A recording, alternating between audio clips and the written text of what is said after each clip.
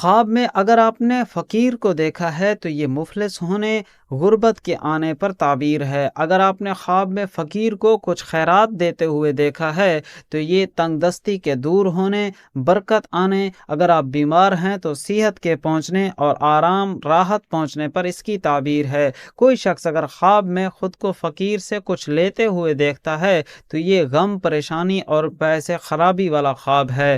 اگر کوئی شخص خواب میں فقیر خود کو بنا ہوا دیکھے تو فکر و اندیشہ دامنگیر ہو اور لوگوں کی نظروں میں حقیر ہونے پر بھی اس کی تعبیر ہے۔ کوئی شخص مرد ہو یا عورت اگر خواب میں فالسا خود کو کھاتے ہوئے دیکھے تو یہ نیک لوگوں سے، بزرگوں سے فیض حاصل ہونے پر اس کی تعبیر ہے۔ اس کے ساتھ ساتھ بہت زیادہ نفع، خیر اور فائدہ ملنے پر بھی اس کی تعبیر لکھتے ہیں۔